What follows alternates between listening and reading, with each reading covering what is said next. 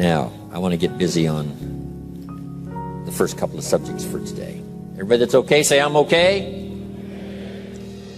Here's the first subject that I've found so interesting I want to share it with you. Then I want to talk about personal development, the subject that I started listening to age 25 that revolutionized my whole life, from my mentor, Mr. Earl Shoaff. Here's an interesting subject. Just jot it down now. It's called Enlightened Self-Interest. Enlightened Self-Interest. It's a fascinating study to study the idea of self-interest. But just make this note, all of us, have self-interest. The key is for it to be enlightened so that everybody wins and no one loses. Our first interest is to survive. What does it take to survive? Our second interest is to succeed. What does it take to succeed? What does it take for me personally to survive and to succeed? Can I legitimately be interested enough in the things that help me both succeed and survive? And here's what I discovered. The answer is yes. It's possible to exercise self-interest, but to do it in such a way that no one loses, everyone benefits. Key phrase. Life was not designed to give us what we need. Life was designed to give us what we deserve. We do not reap a harvest in the fall because we need it. We reap a harvest in the fall because we deserve it. Not necessarily from a moral standpoint. Of course, there are some moral laws as well, spiritual and moral laws. But just the basic laws. It simply say if you wish to reap, you must plant. So jot this down. Reaping is reserved for the planters. And the reason they reap is because they deserve it. They're the planters. They deserve to reap. Interesting Bible phrase that says, if you keep knocking, you'll find open doors. Good phrase to jot down. If you keep knocking, you'll find open doors. Doors of opportunity. Doors of a chance to meet someone. Doors open for association. Doors open to find someone special. Doors open to find a unique business colleague. If you keep knocking, the phrase says, doors of opportunity are open to those who continually knock. So we don't find open doors of opportunity because we need them. We find them because we deserve them. Only those who knock deserve to find an opening. But the promise is, if you continually knock, you'll find doors of opportunity. It says, if you search, you will find. So make the note, it's good. Finding is reserved for the searchers because they deserve it. Now, at first they may have needed it, but they now know that just needing it is not sufficient. But if they need it, now they must qualify for it. The reason why you're going to be blessed with good ideas this weekend is because you've come searching. You've gotten on an airplane to come searching. You got in your automobile to come searching. You got here searching. Now you're ready to receive. For those who search, they will find answers. They will find plans, imagination to stir yourself into action for future benefit.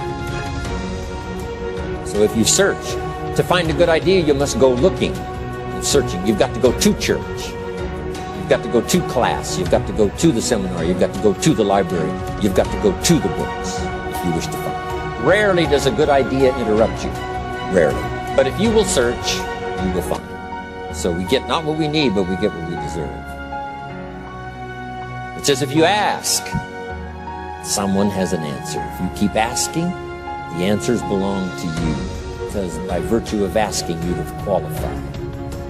So we don't get what we need, we get what we deserve. The mother on welfare should be taught in some small manner that hopefully she can begin deserving the welfare check.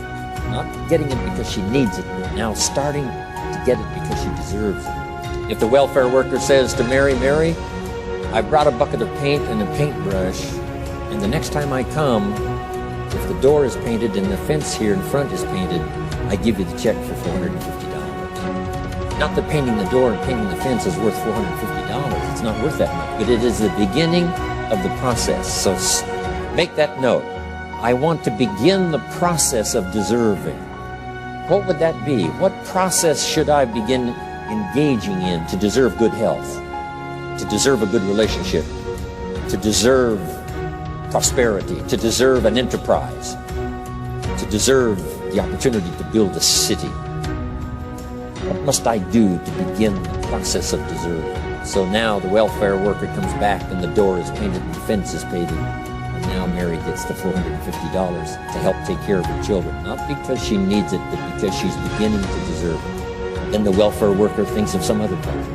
She said, Mary, if these weeds are gone and this little garden is cultivated, and I come back, now that the door is painted and the fence is painted, if the weeds are gone and this little garden is cultivated, you get the $450. And step by step, a new life is emerging, learning the process of deserving it, not just needing. We teach our children at home, right?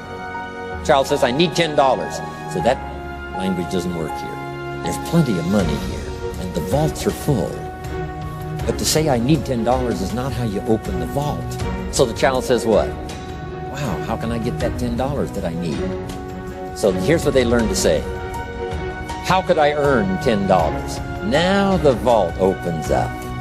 Now the money starts to flow. How could I earn $10? What could I do to earn the money? Not to get the money because you need it. Maybe you need the money.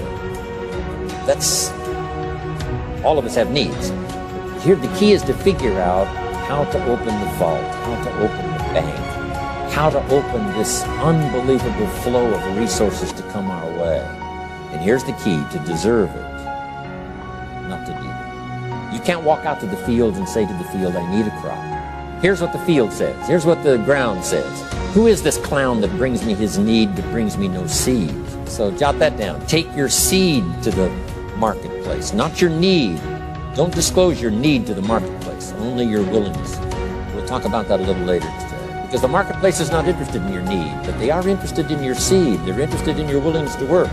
They're interested in your disciplines. They're interested in your eagerness. They're interested in your vitality and your work ethic. That's what the marketplace is interested in. Not your need, but your seed. We get what we deserve. Old Testament God says, if you'll move toward me, I'll move toward you. See, that's how you get those occasions to meet God. You must make the move. God could say, you don't move, I don't move. You say, well, that's arbitrary.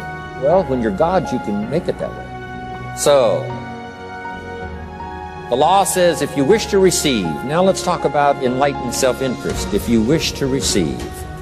And we would call the wish to receive self-interest. But if it's enlightened self-interest, here's what it says. I understand that in order to receive, I must give. Receiving is reserved for those who give. Receiving is not reserved for those who need it. It's reserved for those who deserve it. We deserve the receiving by giving. In fact, there's an extraordinary phrase in this little context, and here's what it says. It's better to give than it is to receive. Now, the uneducated person would find that difficult to ponder. Why would it be better to give than it is to receive? So let me give you one of the better phrases for the day. Here it is. Giving starts the receiving process. So of course it's better to give than it is to receive. How much receiving do you wish? You must start the giving process.